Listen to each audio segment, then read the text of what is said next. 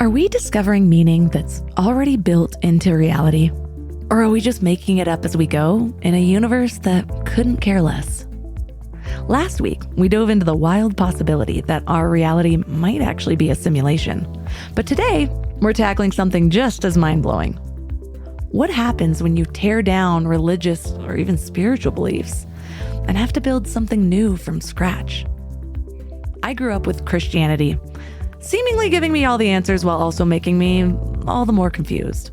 Heaven, hell, God watching everything, the whole package. And then I started asking questions that nobody could answer, especially people at church, and my entire belief system crumbled. And that's terrifying. It's like you're standing in this void where nothing makes sense anymore, and you have to figure it out all by yourself. What no one tells you about spiritual deconstruction is that the void isn't just intellectual. It's emotional, social, even physical. Your entire identity gets ripped apart. The community that once supported you becomes foreign territory. The certainty that grounded you vanishes. And for me, that process was both devastating, but ultimately pretty liberating. When I started rebuilding, I discovered something fascinating. Every time I thought I'd found the answer, life would show me a whole new dimension of reality that I'd never even considered. I learned to love the questions themselves more than any single answer. And what excites me most about today's conversation is how it reveals all of the hidden assumptions beneath most spiritual debates. That someone has to be right and someone has to be wrong. But what if that's not true? What if fundamentally different worldviews can both hold deep wisdom? And this idea changes everything about how we talk to each other.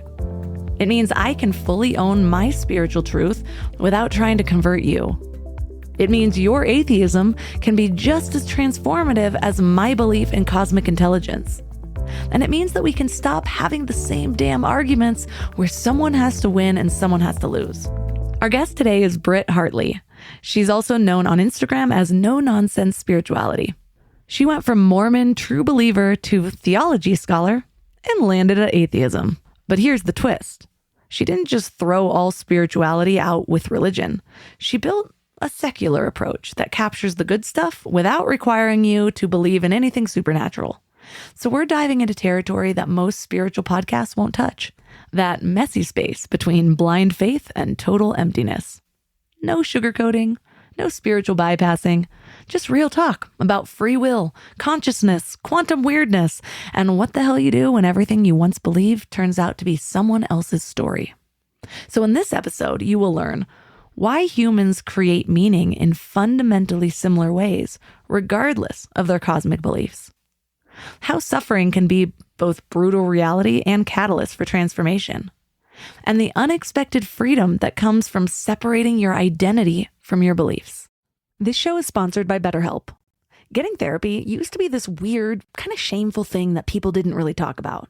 And now it's finally pretty normal, but we still have work to do. Did you know that 26% of Americans in a recent survey said that they avoid seeking mental health support because they're afraid of being judged? That is 1 in 4 people struggling alone when they don't have to. And that ripple effect is huge. When someone isn't mentally well, it touches everyone around them, their family, their workplace, their whole community. I've seen therapy transform people's lives. It's not just for crisis moments. It's for learning how to set boundaries. It's for becoming a better communicator. It's for figuring out why you keep repeating the same patterns. BetterHelp has spent over 10 years connecting people with the right therapist. They have more than 30,000 licensed therapists with all kinds of specialties. The whole thing happens online, which makes it way more affordable and convenient. What's cool is you can switch therapists anytime at no extra cost, because finding the right fit matters. We're all better with help.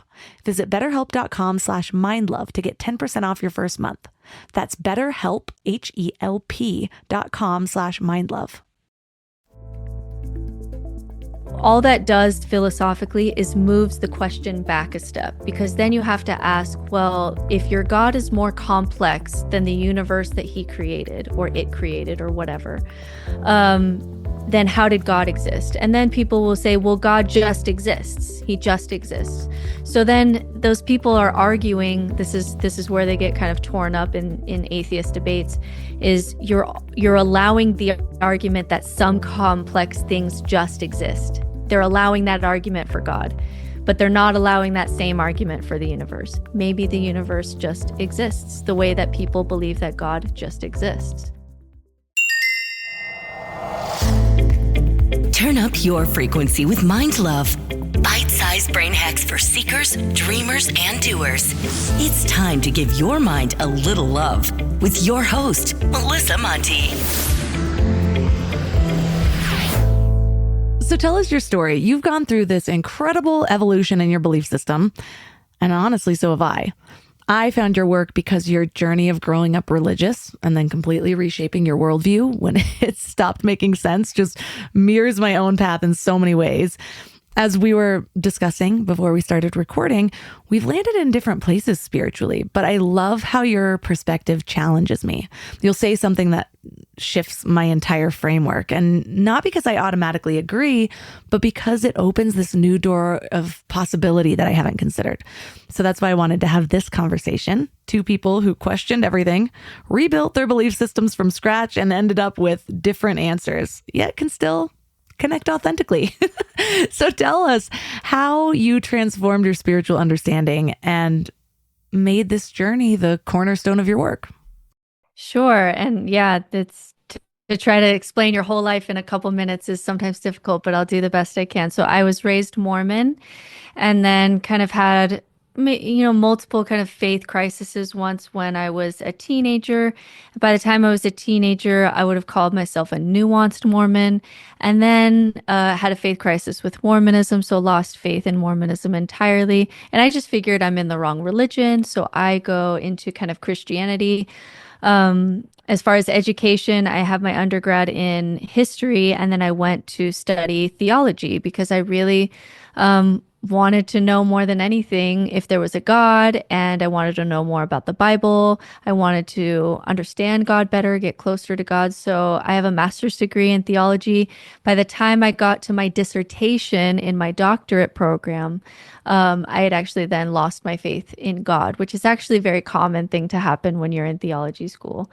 Nothing creates atheists more than actually studying the Bible. So then I was at kind of a crisis. I had what you would really call like an existential crisis or a dark night of the soul or nihilism, where I lost my community. I was losing my marriage. I lost my identity. I lost any sense of morality and community and meaning and purpose. And I just lost all of it. And I was just this newborn baby, like floating in the abyss without any way to orient myself. And I also, especially coming from Mormonism, was very allergic to truth claims. And because I know how those can be manipulated, and I knew now how cognitive biases work and how confirmation bias works and all those things. So I got very stuck, and that was a dark time for me. And then, with all of the theology and philosophy study that I've been doing the past 20 years, I wanted to separate out the tool that's helpful for people, including me, from kind of the dogma and the truth claims wrapped around it. And for me, that meant something like secular spirituality, which is how can I get all the benefits of religion and spirituality without requiring me to jump through hoops of faith that I can't really do anymore, especially as an ex-Mormon, because I know what it's like to have to jump through faith hoops in order to get something. It's just not something I could do anymore. So then I went to a 2-year spiritual direction program with the Center for Non-Religious Spirituality. So my full-time job now is especially helping people who are post-religious deconstruction reconstruct their lives in a meaning-filled, purpose-filled, connected, spiritual, thriving way with as many tools as possible, where I don't have to say you have to believe something in order to get these tools. So I enjoy, I'm a full-time coach now, and I call myself an atheist spiritual director. And the majority of the clients that I see are people deconstructing from religion and also people in nihilism who need help but are very high in skepticism. And so a lot of the help out there just can't reach them because they feel like they have to turn off their rational side and they can't do that. And then they get stuck. So that's a little bit, hopefully there's something in there that was interesting to you that we can talk about, but that would be kind of the main story there. Yeah, I'm interested to know, what does it look like to, you mentioned having the tools, that's really the kind of the spiritual side, but then the atheism. And so is that just what you call it? Or is there any, like, where do you see the spirituality in that?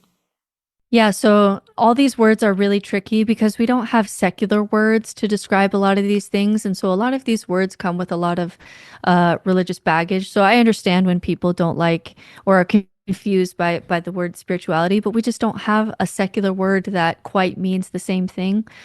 For me, what spirituality means is connection. So connection to your, inside, connection to yourself, and then also connection outside of self. For a lot of people, that includes the element of the supernatural. For me, it doesn't.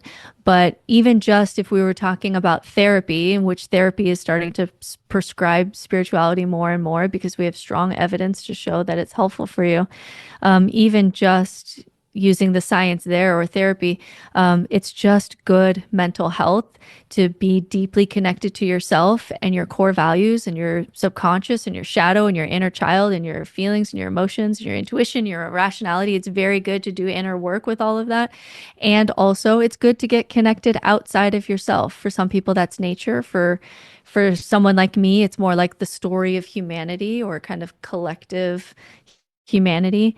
But it's good to connect to yourself and outside of yourself. And that's what spirituality is. It's going deeper within and connecting kind of deeper outside of you too. For a lot of people, that includes the supernatural, but I don't think it necessarily has to.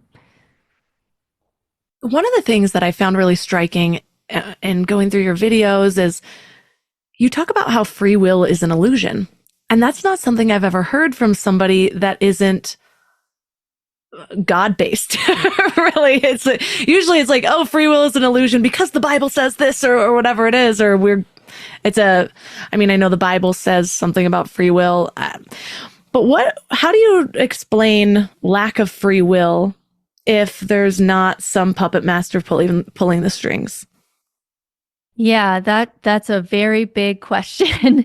If you're listening to this and you want to dig into this more, I do a really long YouTube video on this because unpacking free will and the illusion of the self is a really big thing. But essentially what you're meaning by that is that if you keep asking, where did that thought come from? Or why did I do that thing? If you keep going back in that line of questioning, eventually you're going to hit something you didn't choose.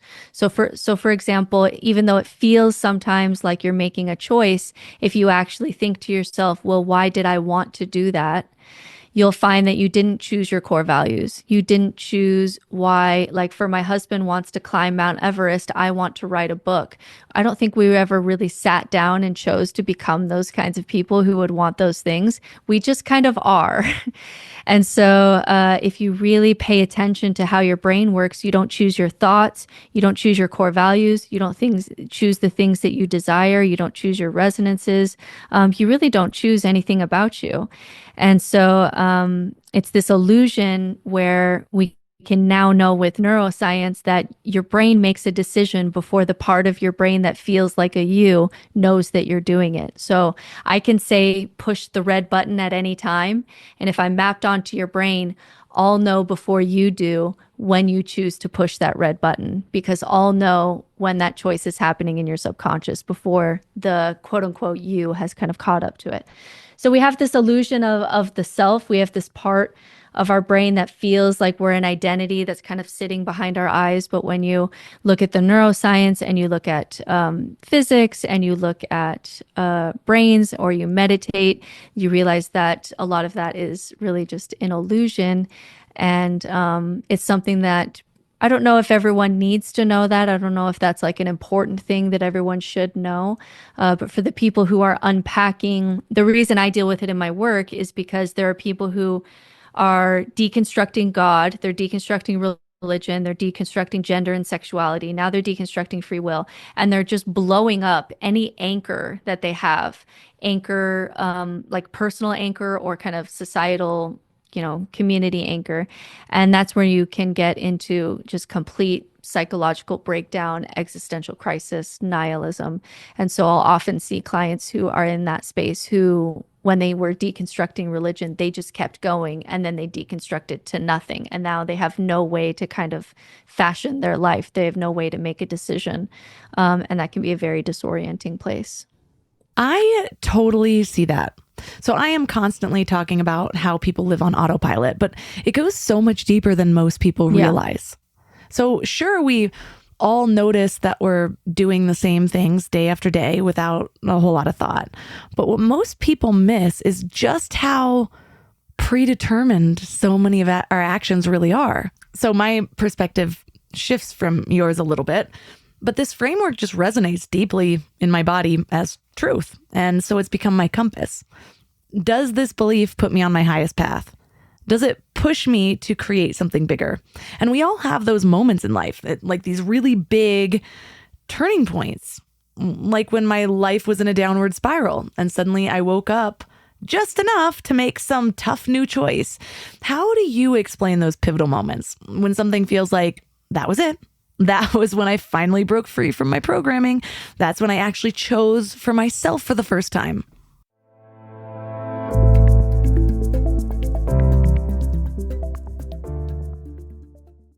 I'm fascinated by the mind-body connection, especially how our gut health affects everything from our mood to our sleep. After years of trying a bunch of different approaches, I realized something really important. What works for one person might be completely wrong for another. And that's what makes Zoe so different from other nutrition companies. They've created the most scientifically advanced at-home gut test and build the world's largest microbiome database. So when they analyze your results, they're not just giving you generic advice. They're giving you insights specifically for your body that other companies just don't have the science to provide. Think about it. How many times have you tried a healthy diet that just didn't work for you? Or felt really confused by conflicting nutrition advice? Zoe cuts through all of that with hard science.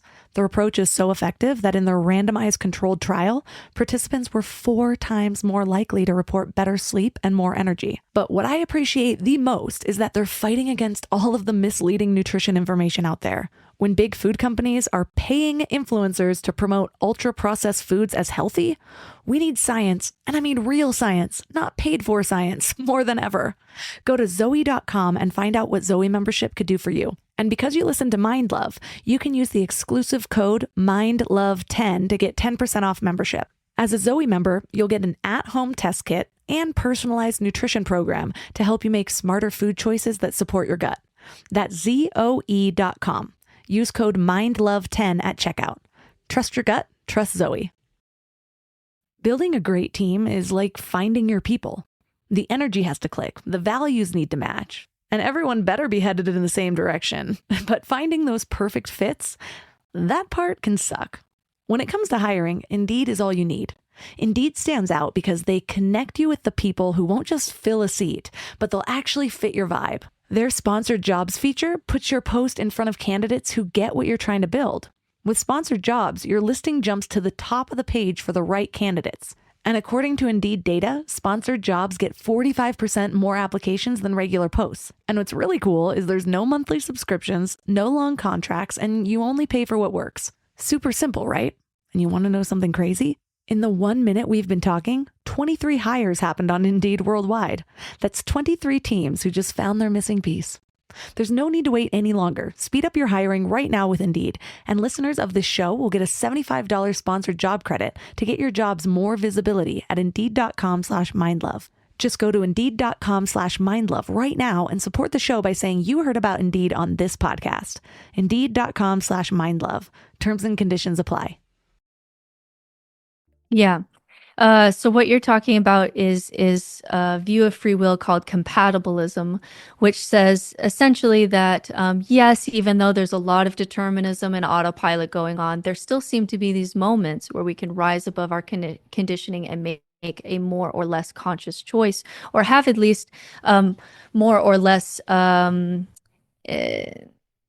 have more or less agency. So in that moment where you're able to see a pattern and choose to go in another direction, you had more agency in that moment than, for example, a heroin addict, and where their brain is at that specific amount of time, or that specific point in time. How that kind of maps onto the free will conversation is, there are some who are compatibilists who say that's close enough to free will that we're just going to call that free will. Daniel Dennett would be a great proponent of that idea. So you're not alone in your views there. And then free will determinists will challenge that and say, yeah, but why was it that moment?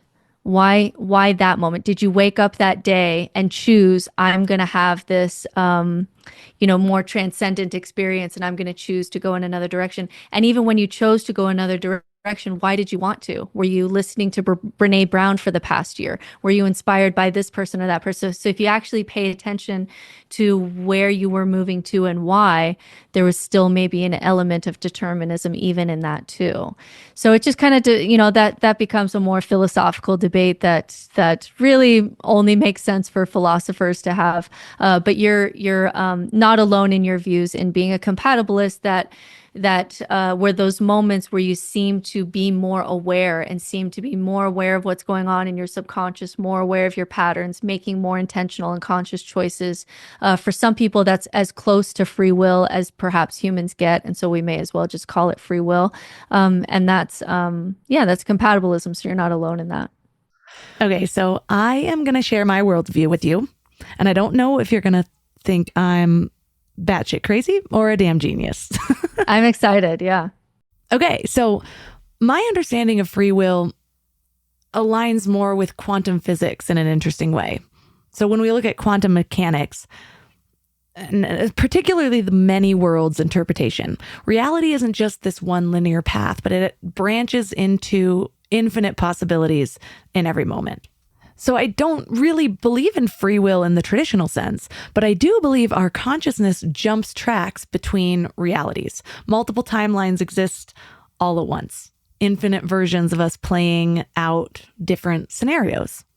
And so our consciousness jumps tracks between these realities, and those really big shifts in life, the big moments, that's us switching timelines. So I'm not suddenly making better choices out of nowhere. My awareness is literally moving to a timeline where that better version of me already exists, which is why some choices feel so huge. I'm not changing the script on my current path. I'm jumping to a whole new script. And every jump puts me on a path with higher choices and better alignment and more growth. Does that make sense with your framework at all? Yeah, and we all have stories, whether we recognize it or not, because we're humans and we're in this world. We don't really know why we're here or what happens after we die, and life is chaotic and it's confusing. And our brains are pattern creating, meaning creating machines. That's just what our brains do. So I have no issue with your story. If you were perhaps like evangelizing people and starting to become a cult leader, I might like email you and say like, girl, I'm concerned. But as far as just like, this is a story and a narrative that helps you to access what you see to be the best version of yourself, I don't necessarily have issues with that, because I think it's okay that we use our brains that tell stories anyway to tell the kinds of stories that help us to live our best lives. So as long as we keep away maybe from the culty aspects of where some of our stories can go, I don't think there's anything wrong with visualizing. So for you, you have a visualization that helps you to access a higher version of yourself who's more in line with your core values. And so it's a tool that you've developed. And I'm not against tools. I just don't want us to be so wrapped around the dogma or the truth of our tool being true that we now get caught into, either cult, or you just get caught in the rabbit hole of your own brain and your own and you have no way to kind of check your ego on your spiritual path. So it's a long-winded way to say I think I think it's okay to use tools and visualizations and stories to be able to verbalize things that are very subtle that are going on in our brain, and that's okay. We just have to be careful with claiming it to be objective reality, or even now starting to push that objective reality onto others. That's where we start to get into things like spiritual violence. Yeah. In my dark night of the soul, I didn't go to theology training, but that's when I really I had to understand where my programming came from. And so there was a period of time where I went to there's absolutely nothing. And then that just didn't feel right to me. And so I just started seeking Eastern religions, philosophy, all sorts of different worldviews, and just started finding what at least felt hopeful to me. And then there was still this part of me, because of how long and how entrenched I had been in Christianity, of like, I'll just say this little prayer just in case there's a chance of me going to hell. And I lived in that place for a lot of my 20s. And so then that was when I really started studying and understanding. I've read about 20 books from Bart D. Ehrman, Timothy Freck, Jesus and the Lost Goddess, just all sorts of things that helped me understand where all of this stuff came from, where the idea of hell came from, that Christian literalism wasn't even a thing until 300 years after Jesus died, that hell wasn't a thing until really Dante's Inferno started creating visuals for people, and all sorts of things that really helped me. I'm like, okay, that's where this came from. Now I can release the fear that had just been programmed so deeply. And so I totally relate to that part of the journey. And I've also heard that nothing creates atheists quite like theology school, which is just so interesting to me. But what I have a hard time coming to is how order is created from chaos. So to me, regardless of the scientific framework of how things came into being, there had to be some sort of divine intelligence. There's some sort of intelligence, whether you want to see it divine or not. How do you view that? Or do you just not, do you not see no one doesn't see the intelligence in life, right? Where's your stance on that one? Yeah, it's a good question. So the majority of this question is just an I don't know, and just getting comfortable with saying I don't know, which is very hard for me as a truth seeker, especially spending so much time studying God, because I really did want to know. So it was very difficult for me to get to an I don't know place and be okay with that.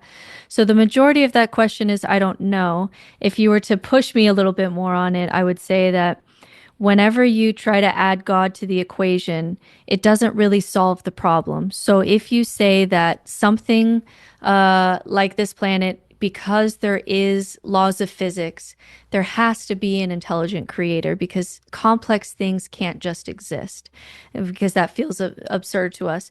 All that does philosophically is moves the question back a step, because then you have to ask, well, if your God is more complex than the universe that he created or it created or whatever, then how did God exist? And then people will say, well, God just exists. He just exists.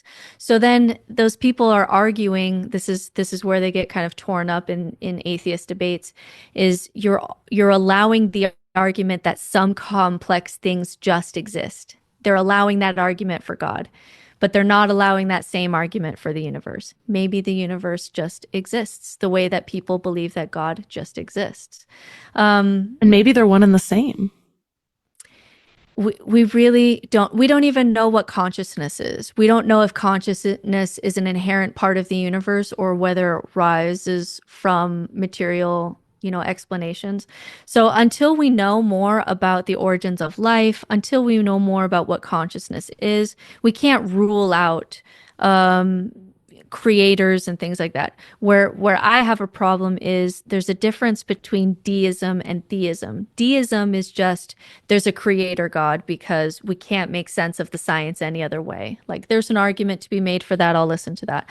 But to prove that God is good, especially in a world with this much suffering, to prove that God writes magic books and answers prayers, that's much more difficult. So even if you believe in something like intelligent design, you still have all your work cut out for you when it comes to trying to say that this God is good or that this God is correct, but the millions of other gods are, wrong.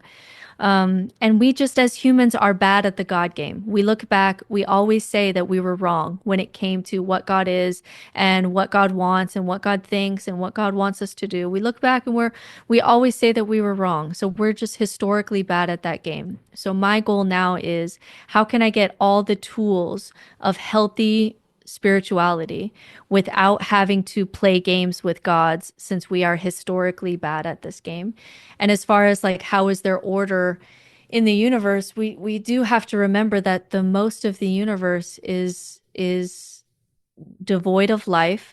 99% of all species go extinct. The majority of things on this earth suffer more than they don't suffer. The majority of things suffer for most of the time.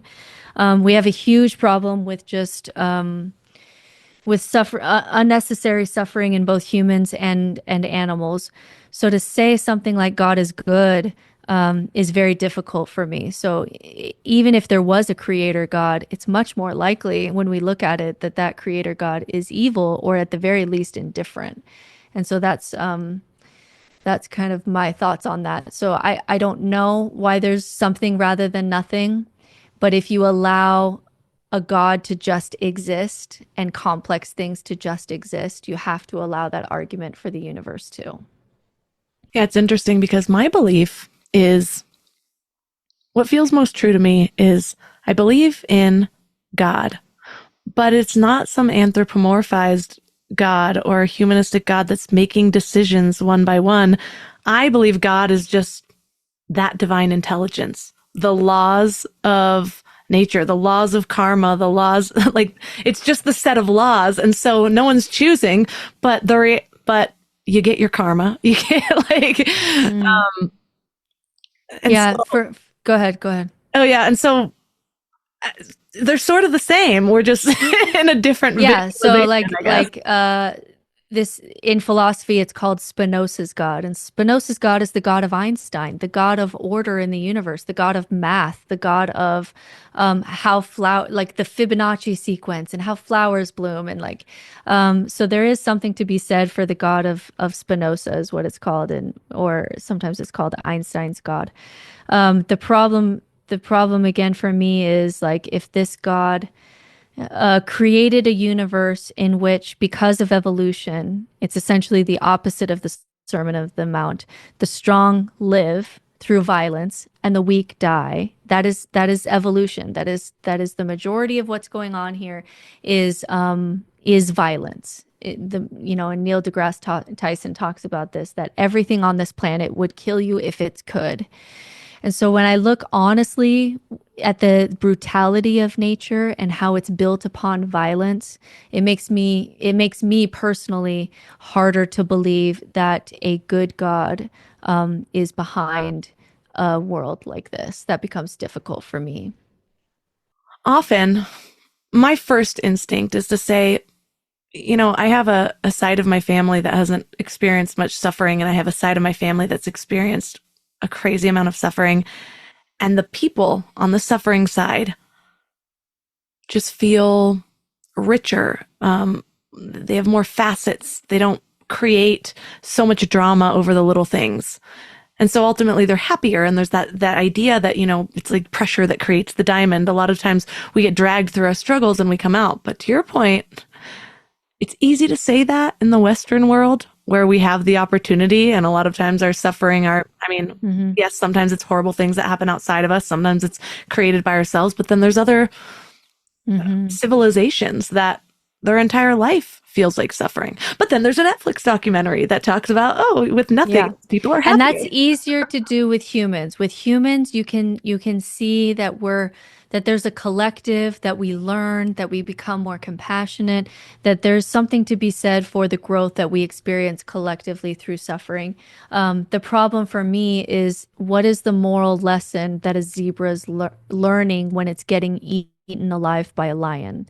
And it's it's a painful death. You know, God could have created it in a way where you just kind of instantly die, but it is a painful death where you are still alive, being eaten alive. And I'm not really sure, because that's the majority. I mean, we've been humans in this form for 300,000 years. There's been life on Earth for millions of years. So for millions of years before humans, there were animals.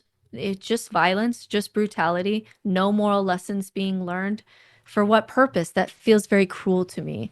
So I'm with you with the human aspect of how suffering can maybe be a part of growth or a part of our story. It makes it difficult for me to think about millions of years of animal suffering with no humans there, for no moral lessons being learned at all. That just feels cruel to me.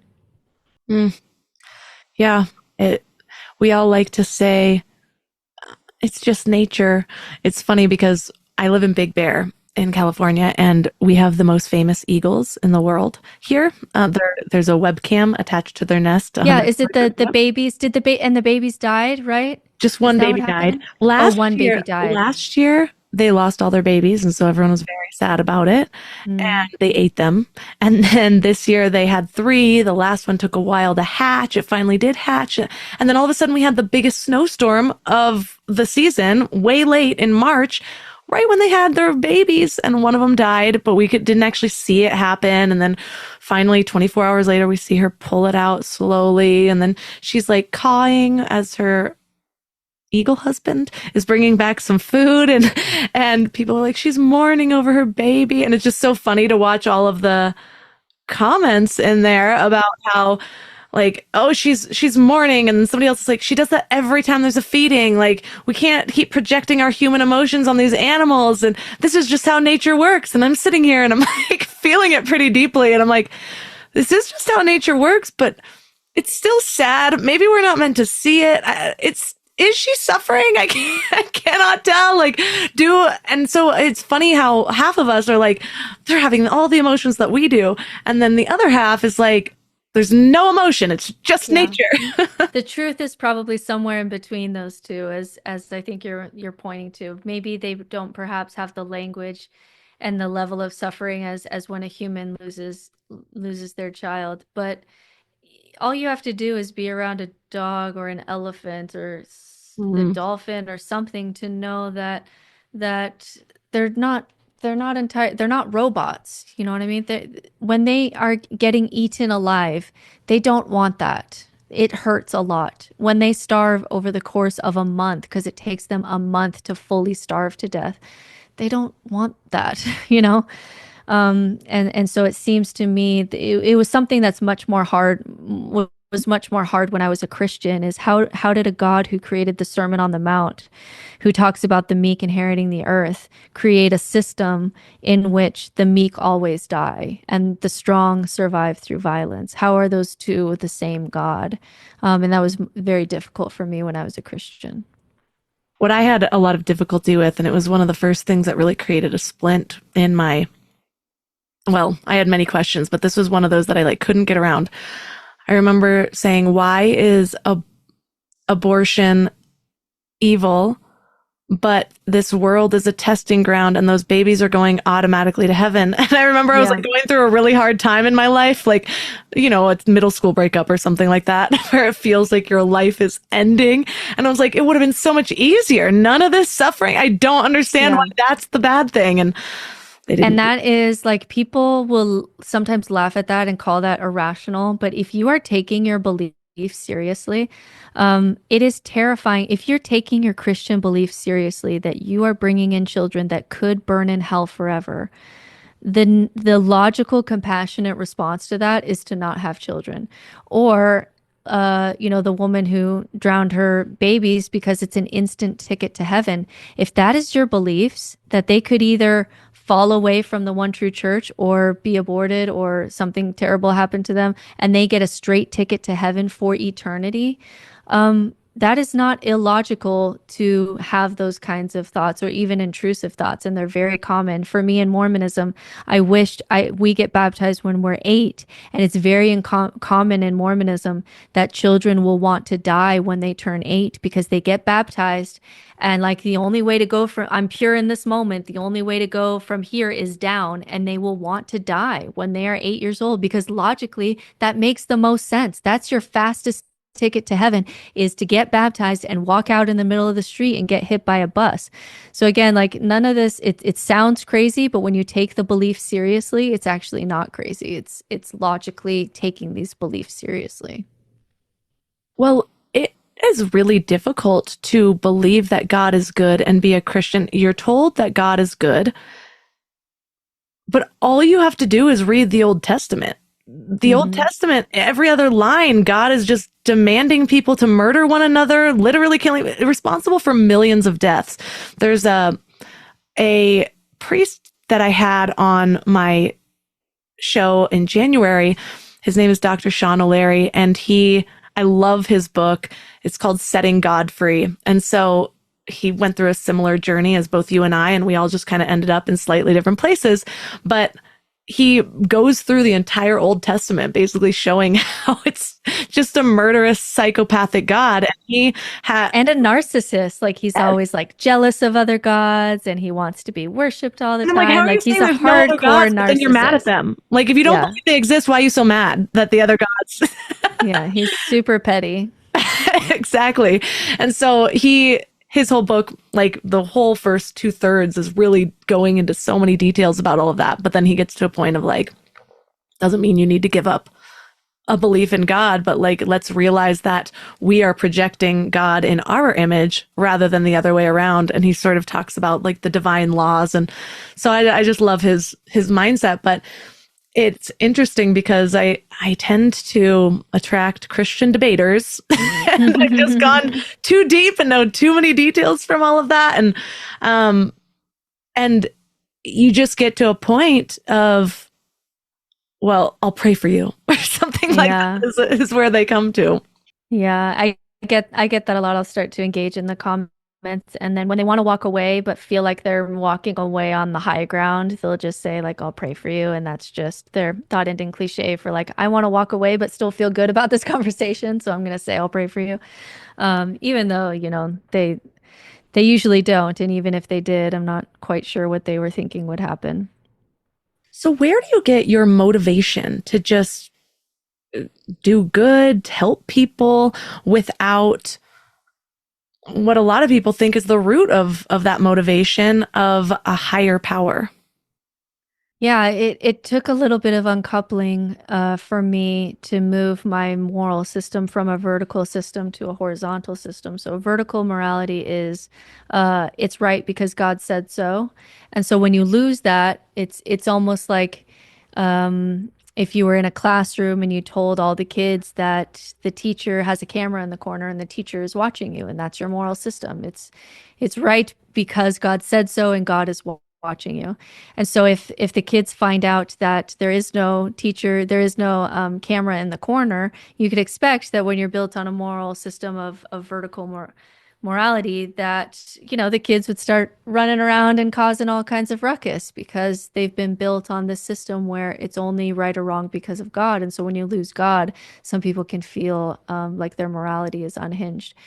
But we can move towards systems of horizontal morality, which is we as humans, because we're conscious, can suffer more or less. We can suffer and we can thrive, and there's a spectrum there.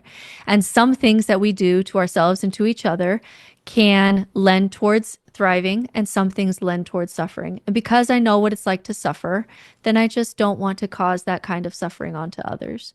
And that's actually been a more stable moral system for me than trying to figure out what God would want at any specific time, especially in religion, where often you get certain doctrines where you have to override your natural morality in order to follow what you feel like are God's rules, which is where you get into a lot of trouble and get a lot of damage from a religion. So for me, I try to be a good person, because I'm happier and my relationships are better and I have more meaning and purpose in my life and I can look myself in the mirror and I have more inner peace and I know what it's like to suffer. I know what it was like when I was in my dark night of the soul and I couldn't talk to anyone and I would have given $1 million to talk to somebody who understood what I was going through, and to be able to do that for another person and sit in that with another person and be a wounded healer and be able to help someone where I was previously hurt, is it feels good for me and it also helps them and helps the world. And so it's just a win-win for everyone.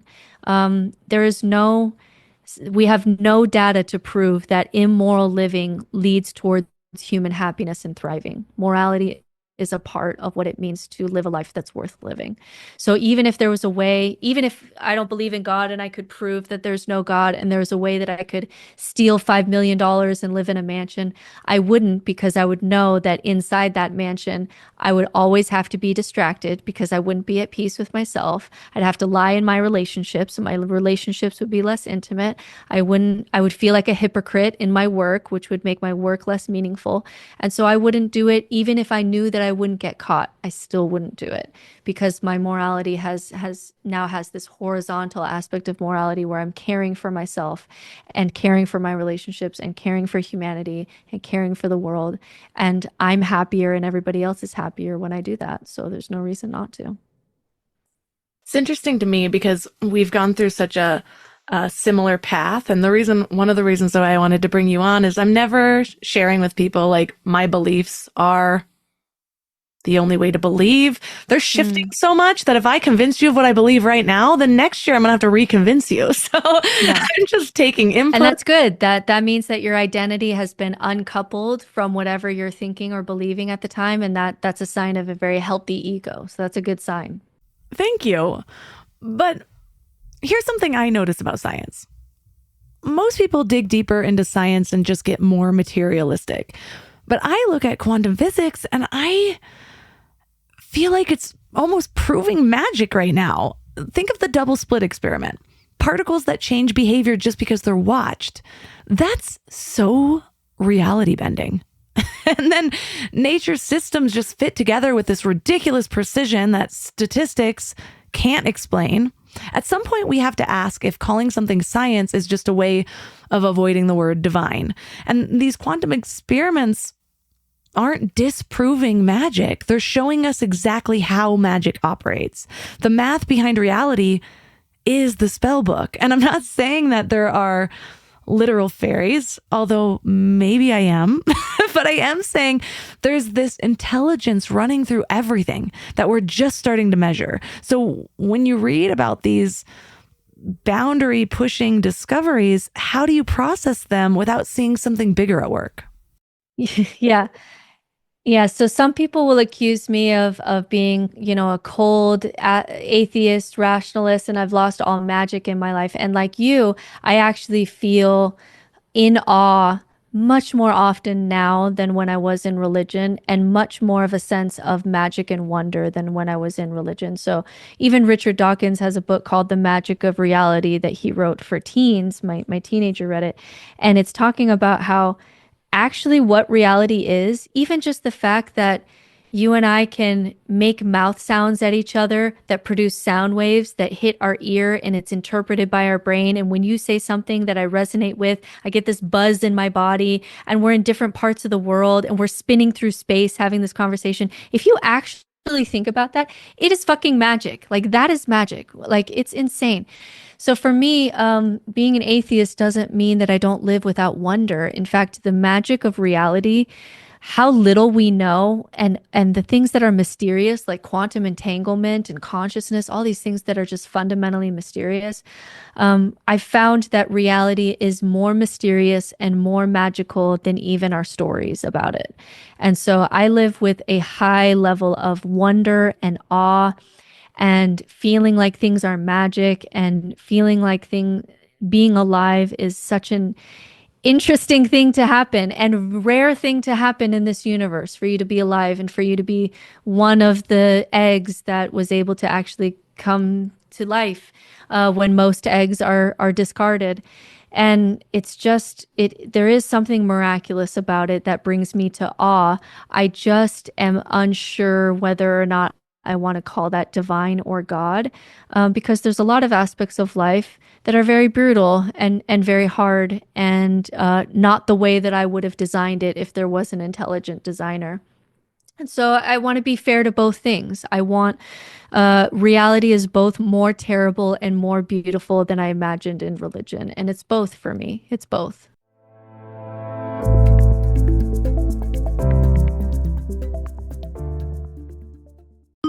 Want to learn about Pick 4 from the Ohio Lottery? Okay, Pick 4 is a daily draw game where you pick 4 individual numbers between 0 and 9 that can be played straight, where each number must be drawn in an exact order or box where they can be drawn in any order. You can win up to $2,500 on a 50-cent bet. Learn more at ohiolottery.com or the Ohio Lottery app.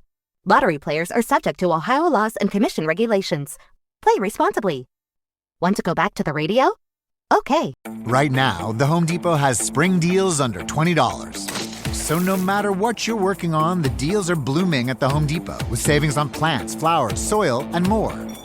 Then light up your outdoor space with Hampton Bay string lights. Was $34.97, now only $19.99. And get the grill going with 2 16-pound bags of Kingsford charcoal. Was $19.98, now only $17.88. Don't miss spring deals under $20 now through May 7th at the Home Depot. Subject to availability, valid on select items only.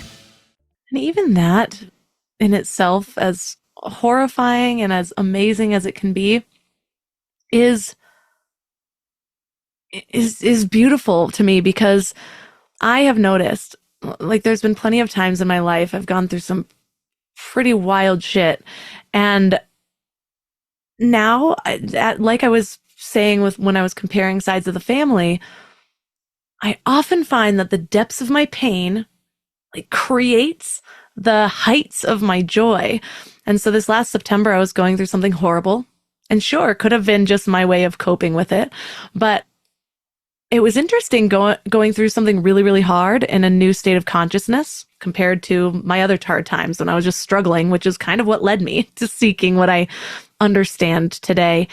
And I was sort of amazed. It was like one of those observer things where I could see myself handling it, all the meaning I was trying to create. And then there was this other part of me that was like, okay, be aware of the meaning that you're creating about this, about yourself, about your body, all sorts of things. And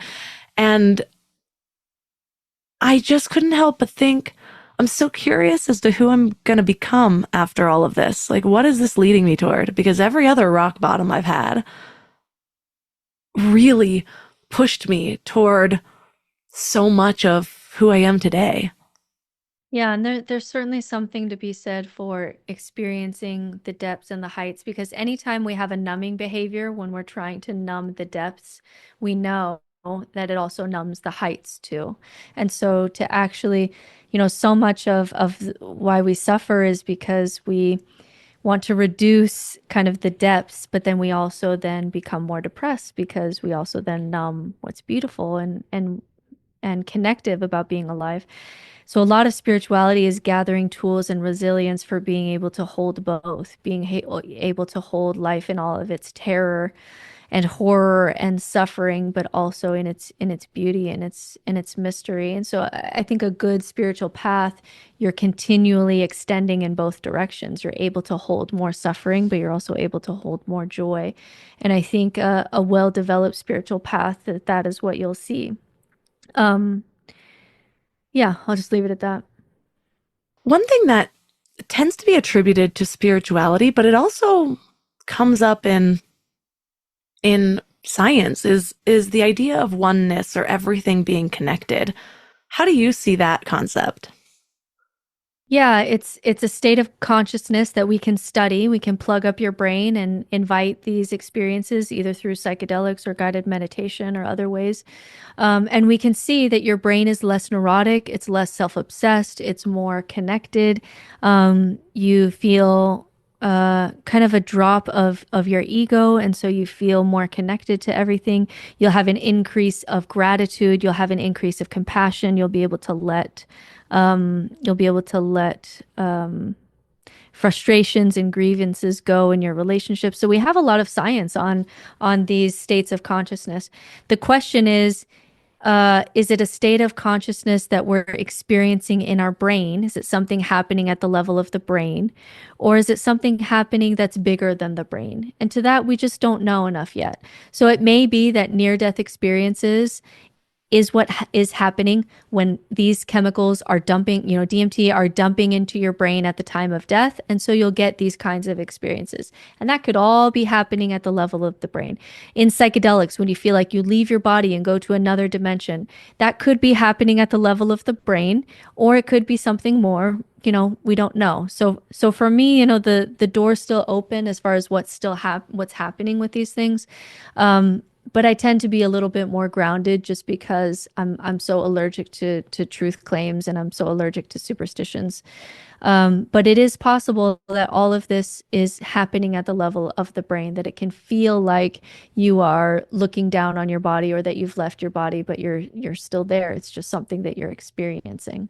So we're still learning what this is. We're still don't quite know what mushrooms are doing and how they're doing it. We don't quite know what's going on with near-death experiences, or even just how to access our subconscious wisdom. We're getting 11 million bits of information per second. We can attend to maybe 20. So our subconscious brain is just doing so much more than we even know that it's doing. And so all of that is still mysterious. I don't know yet, but I'm open to it being something more and having us have something like a soul. But so far, we're able to explain most of this really just at the level of the brain. It is interesting when you consider people like Dr. Jill Bolte Taylor, who was on my show before, and her viral TED Talk about having a stroke, also being a brain scientist and being able to witness it from another point of view. Have you seen that one? I haven't. Oh, I got to send it to you after this, because right. Yeah, it's one of the best TED Talks, most viewed TED Talks of all time. And she's such a good speaker, the way she gets into, but she was a brain scientist having a stroke, and she witnessed her stroke. And so was able to she was fascinated. And the way she tells the story is so amazing. But essentially, she's describing something very similar to a psychedelic experience because one of her brain hemispheres went offline.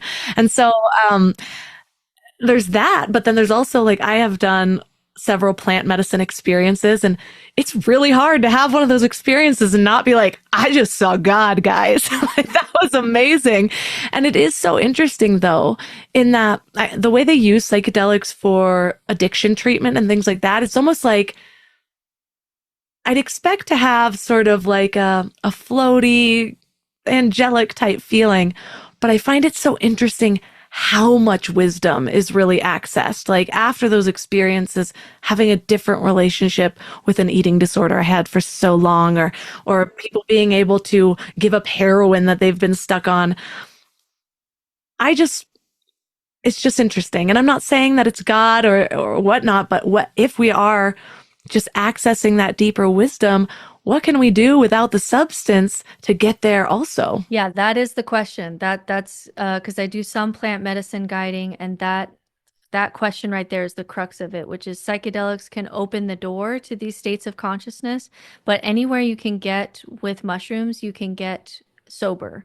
Now, the reason that psychedelics are so helpful is because some of these things, you can get there with 20 years of meditation, or I can just give you this mushroom and take you there right now to at least show you that this place of being exists, and that you can access it. And especially for highly rational types, it can be a way to kind of get out of your head or thought patterns or addiction thought patterns and just feel what it's like to have your default user mode, your ego part of your brain just turn off for a while and feel like it was when you were a kid, where you were just being and you weren't thinking about all these thought patterns that you get stuck in, especially your neurotic ones where you're very self-obsessed.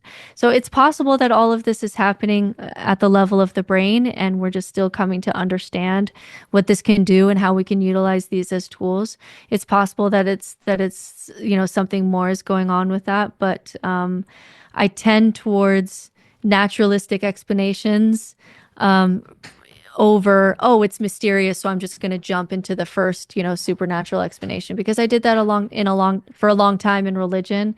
And it's just not an approach that, has paid off for me. So for me now, it's mysterious, but I want to be able to access all of these tools and have all of these experiences with as little demands of faith as possible.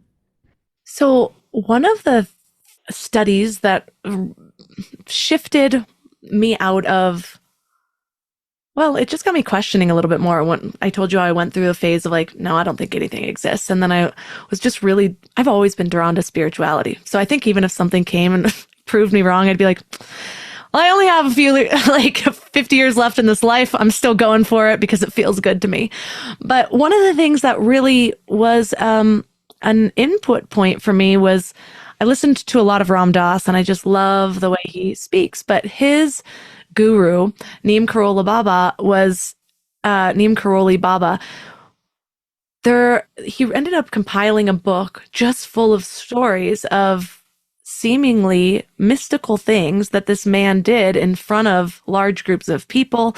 Things like at one point they locked him in a brick room, and he all of a sudden was out wandering in the woods later on, or just all sorts of magical type things.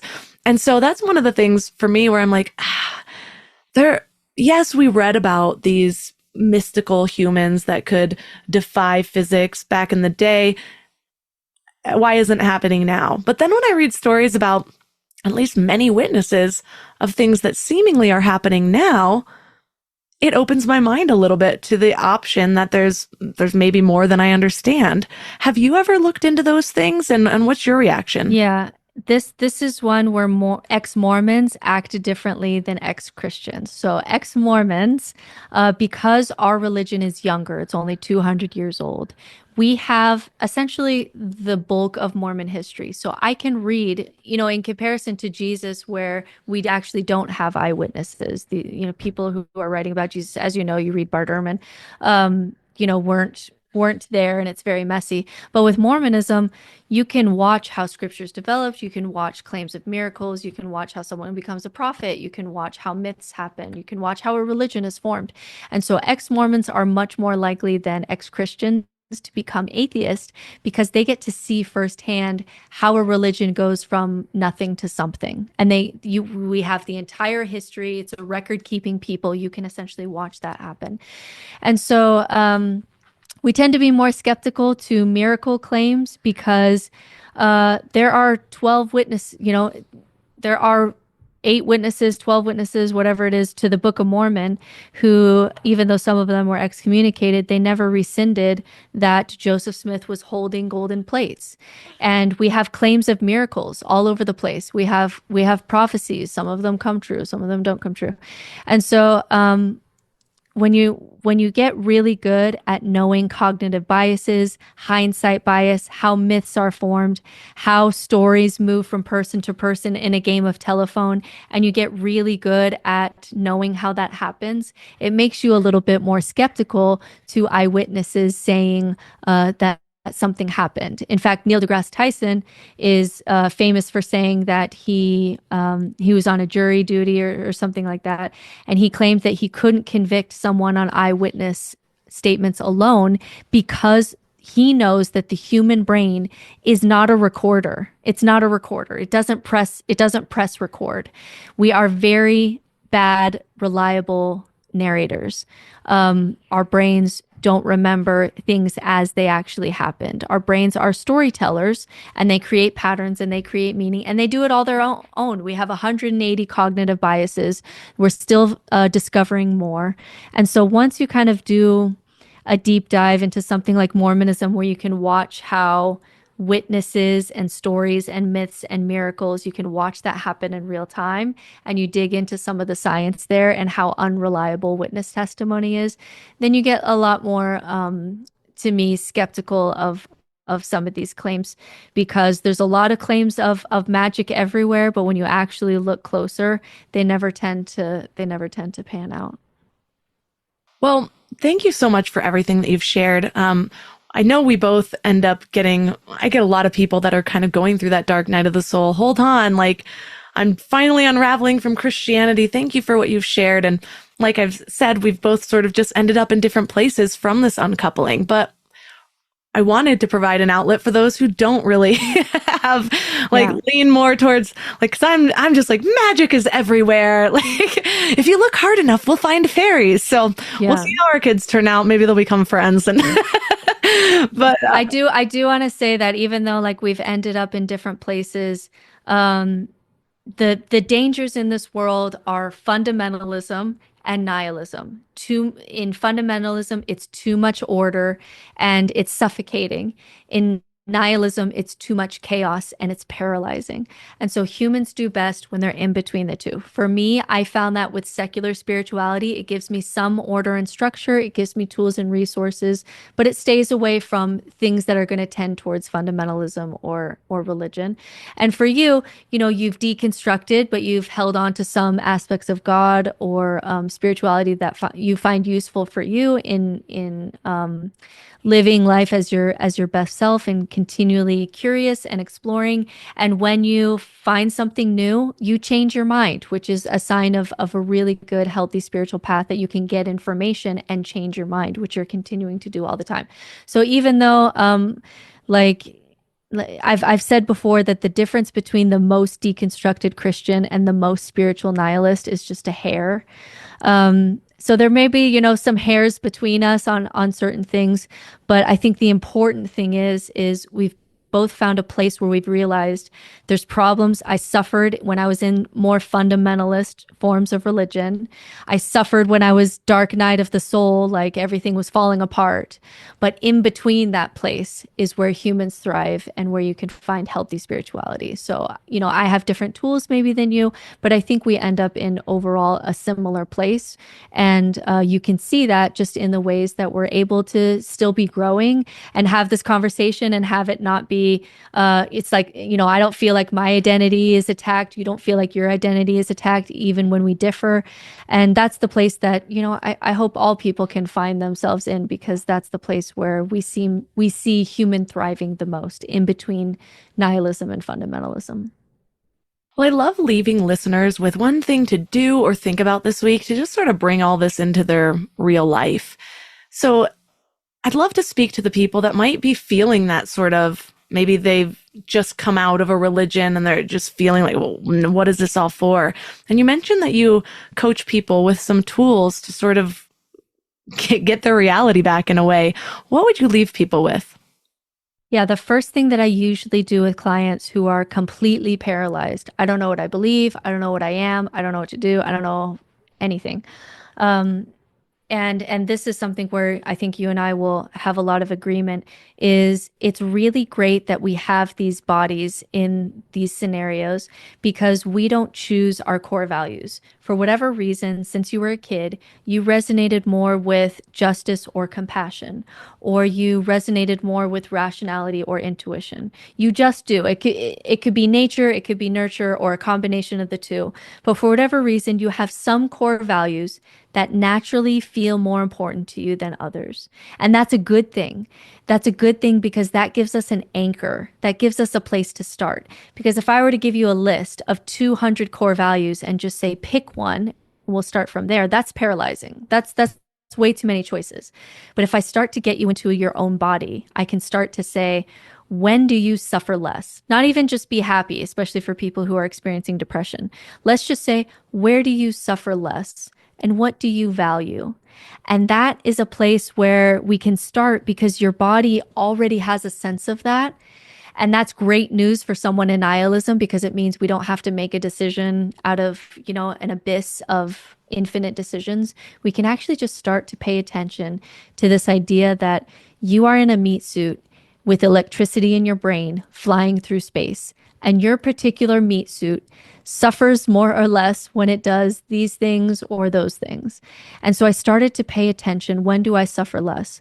I really love deep conversation. I love podcasts. I love one-on-one coaching with people. I love skipping 10 years of small talk and really talking honestly about what it is to be a human.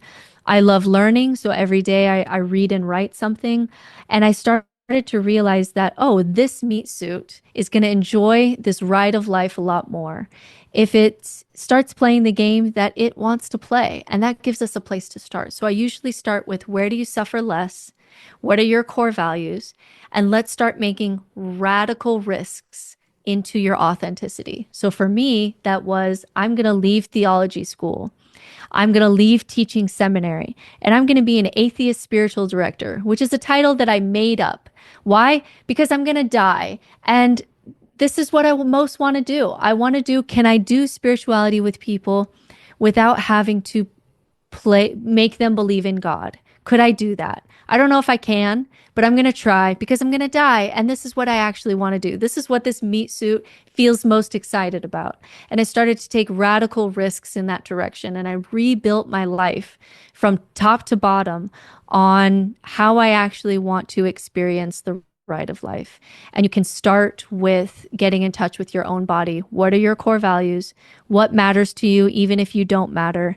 And where do you suffer less? And then let's start taking some big risks into that direction, because that is the gem. That is the beauty of going through a dark night of the soul, is that you get the moral courage to start actually choosing how you want to live your life and experience your life. So I would start there. Why do I want to say amen so bad? And so it is. And so it is. Well, for listeners that are resonating and they want to learn more about you and your work, where's the best place to connect? Yeah, I'm on TikTok quite a bit. So that's No Nonsense Spirituality. And then my website is nononsensespirituality.com. I have courses on there for nihilism and religious deconstruction and feminist spirituality and all kinds of things. I do some coaching, although my coaching schedule is usually filled up. I'm not able to see as many people as I can. So I try to do a lot of courses for the people that I can't see. And then I have a book on Amazon called No Nonsense Spirituality that it's been out for about a year, and people have found it helpful. So there's a book too. All the links from this episode will be at mindlove.com/400. Did you know this marks the official 500th podcast? Actually, I think I had like 103 or 4 or 5 exclusive episodes.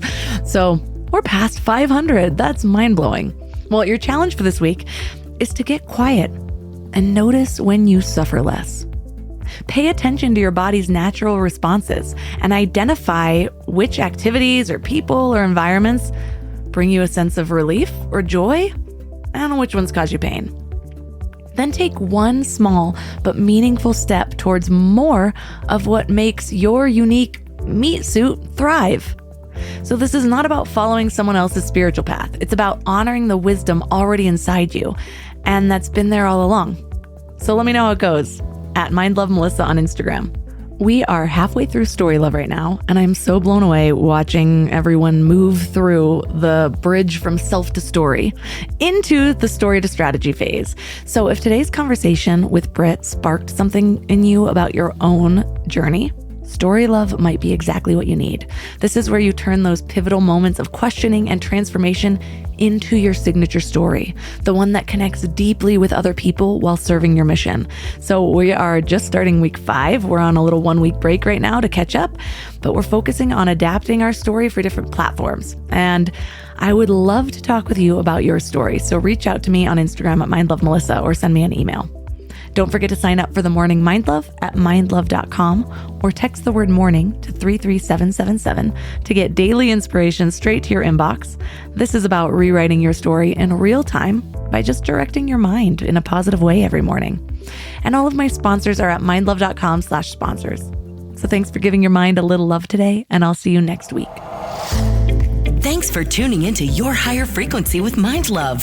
Head to mindlove.com for a free gift to keep your vibes up until next week.